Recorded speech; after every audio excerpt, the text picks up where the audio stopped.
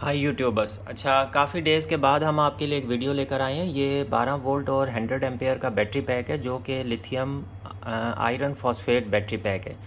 ये 4 cell battery pack है और 100 एम्पेयर के इसके अंदर जो सेल्स लगे हुए हैं उनकी इतनी लंबाई है और 4 सेल्स पर है, सीरीज़ में कनेक्टेड हैं। BMS इसके ऊपर जो है 100 एम्पेयर्स का लगा हुआ है। 120 एम्पेयर तक ये कंटिन्यूस करंट लोड बर्दाश्त कर सकता है। और इसको हमने कूलिंग के लिए एक एडिशनल फ़ैन दे दिया है ताकि ये अंदर बॉक्स में बिल्कुल पैक हो गई है तो अंदर हीट ना हो, इसकी एयर जो है ना वो निकलती रहे। तो इसके लिए जो एयर इन का सिस्टम है वो हमने यहाँ साइड से रखा है।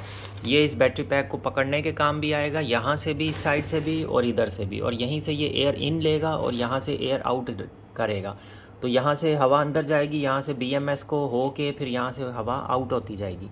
इसके ऊपर हमने ये स्विच रख दिया है ताकि जिससे मीटर जो है ना आप इसको ऑफ़ कर सकें। और फ़ैन भी, ये दोनों इस स्विच के ऊपर हैं। इस स्विच को हम ऑन करते हैं, इसका मीटर भी ऑन हो जाएगा और साथ में फ़ैन आप देख रहे हैं चलने लग गया है, तो फ़ैन भी ऑन हो गया है। अच्छा, ये है 12 वोल्ट का 100 एम्पेयर का बैटरी पैक। इजी है, कहीं पे भी रख सकते हैं। कूलिंग सिस्टम भी इसमें है, वोल्ट मीटर भी लगा हुआ है। वोल्ट मीटर आप पे डिपेंड करता है आप कौन सा लगवाना चाहते हैं।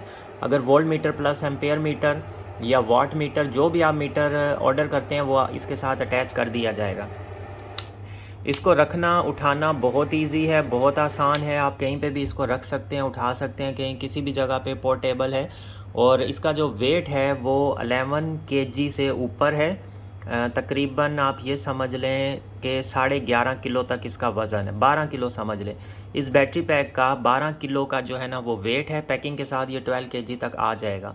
और इसके साथ आप रूम कूलर चला सकते हैं, इन्वर्टर के साथ अटैच कर सकते हैं। ये ड्राई बैटरी से भी बहुत ज़्यादा बेहतरीन होता है। 10 से 15 साल इसका लाइफ टाइम होता है, 20 साल तक भी चल जाता है अगर आप 50% इसका डिस्चार्ज रेट रखते हैं तो। उसके अलावा इसके साथ कॉपर की आउटपुट वायर्स अटैच की गई हैं जहां से आप आउटपुट जो है ना करंट आप इन 2 वायर से ले सकते हैं। ये वायर डिपेंड करता है, आप जितनी भी लेंथ की रखवाना चाहें वो रखवा सकते हैं। और बहुत ही ज़बरदस्त बैटरी पैक है। लोड आप इसके ऊपर अगर इन्वर्टर UPS के साथ लगाना चाहते हैं, हर चीज़ के साथ ये कंपैटिबल है।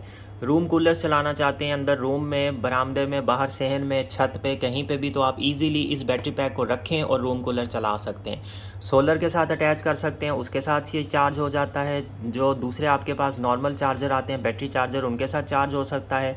जिस भी चीज़ के साथ चार्ज करना चाहें ये ईज़िली चार्ज हो जाता है। और UPS के साथ भी चलता है, सोलर इन्वर्टर के साथ भी, चार्ज कंट्रोलर के साथ भी, रूम कूलर, 12 वोल्ट के फ़ैन, कुछ भी आप चलाना चाहें तो आप इसके साथ चला सकते हैं। ये एक पावर बैंक है जो कि 100 एम्पेयर का है और तकरीबन 100 एम्पेयर तक ये कंप्लीट बैकअप भी आपको डिस्चार्ज रेट पर देने की सलाहियत रखता है। अगर कोई आप ऐसा लोड चलाते हैं जो कि 300-400 एम्पेयर तक का भी इंटस्टेनियस करंट ड्रॉ करता है, जैसे UPS के साथ आपने अटैच किया, फिर आपने कोई पानी वाली मोटर ऑन की है, वो टॉर्क जो स्टार्टिंग लेती है, या पुराने जो फ्रिज होते हैं वो स्टार्टिंग में ज़्यादा वाट्स लेते हैं और उसके बाद स्टार्ट होने के बाद नॉर्मल पे आ जाते हैं रनिंग लोड के ऊपर। तो उसके लिए भी ये बहुत ज़बरदस्त है क्योंकि इसका जो BMS है वो 800 एम्पेयर तक का इंटस्टेनियस करंट लोड ड्रॉ करने की सलाहियत रखता है। अच्छा, इसके अलावा ये कि इसमें कोई पानी, एसिड, किसी चीज़ की, किसी भी चीज़ की कोई ज़रूरत नहीं है। आप लगा के एक दफ़ा इसको उसके बाद छोड़ सकते हैं। ये आपका खुद ब खुद ऑटोमेटिकली रेगुलेट होता रहता है क्योंकि इसके अंदर एक रेगुलेटर सर्किट भी लगा हुआ है। बैटरी मैनेजमेंट सिस्टम है इसके अंदर कंप्लीट लगा हुआ। तो ये इसका वोल्ट मीटर हो गया। वोल्ट मीटर आप ऑन रखते हैं, कूल भी रहेगा। जिस टाइम पर आप वैसे रखना चाह रहे हैं आप इसको ऑफ़ कर दें, जब आप यूज़ करना चाह रहे हैं या चार्जिंग पे या किसी भी तरह तो आप इसको ऑन कर सकते हैं, तो ये कूल रहेगा। वैसे आप इसको ऑफ़ कर दें। दूसरी बात ये, अब बात ये आती है अगर ऐसे नॉर्मल कंडीशन में बैटरी पड़ी हुई है तो ये कितना लोड ये ले रहा होता है फ़ैन। तो इसका जो फ़ैन है इसके ऊपर लिखा हुआ है 12 वोल्ट 0.3 एम्पेयर, मतलब 0.3 एम्पेयर, 300 मिली एम्पेयर का ये करंट ड्रॉ कर रहा होता है 1 घंटे के अंदर।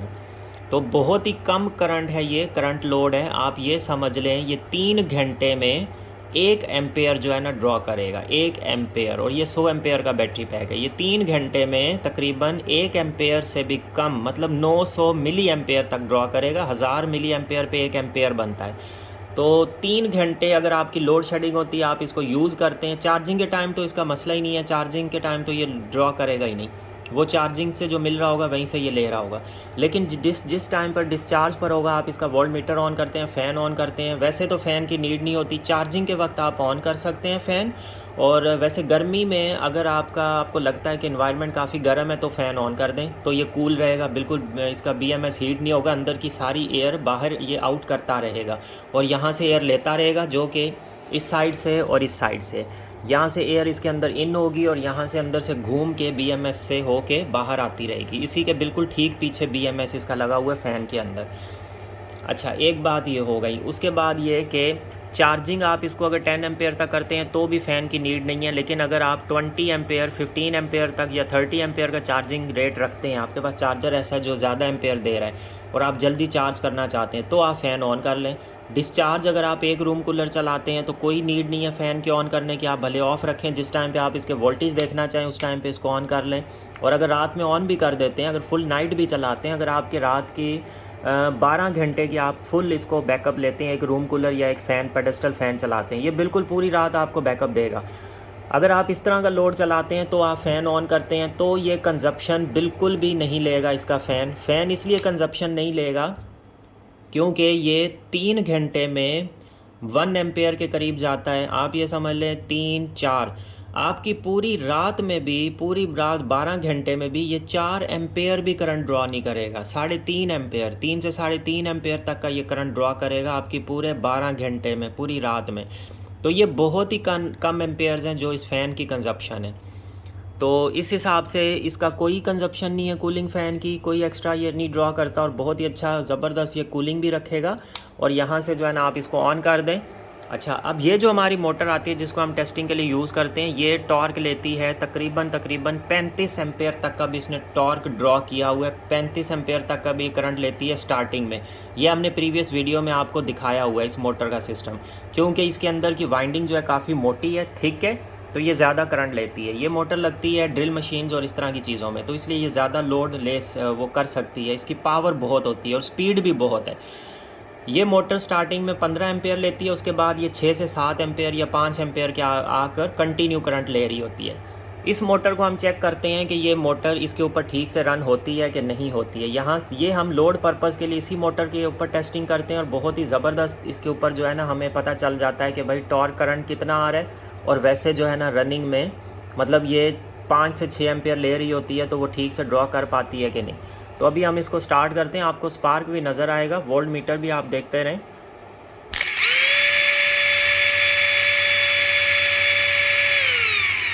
तो आप देखें इसका स्पार्क कितना ज़्यादा आया था करंट टच होते ही, क्योंकि ये 35 एम्पेयर तक भी लेता है। जब हमने स्टार्ट किया 5 से 6 एम्पेयर ड्रॉ हो रहे थे, वोल्ट मीटर इसका 14.1 पे स्टेबल था, अभी 14.1 पर है। अभी फिर से हम इसको ड्रॉ करते हैं। स्टार्ट के वोल्टेज इसके थोड़े से डाउन होते हैं, ये 12.9 पे और 13 या 13.2 पे ये स्टेबल रहता है। अभी हम ये देख लेते हैं, साथ में आप वोल्ट मीटर भी देखें।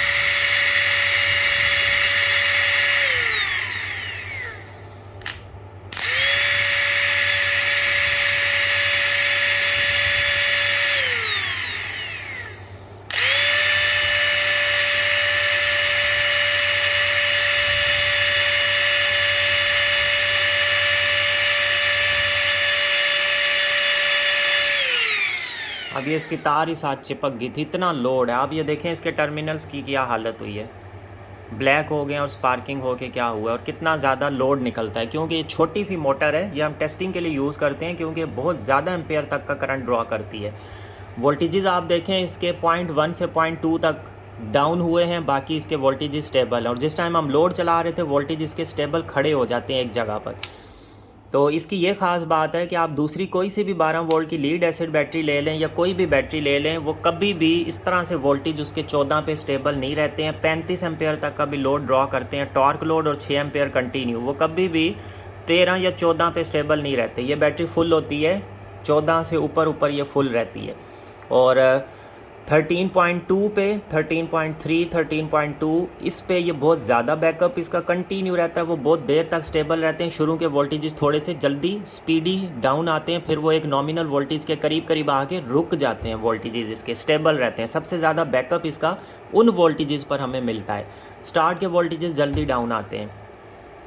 अच्छा, तो ये हो गया इसका एक छोटा सा लोड टेस्ट, जिसके ऊपर आपको आइडिया हो गया है कि ये कितना लोड इजीली ड्रॉ कर सकता है या नहीं कर सकता है।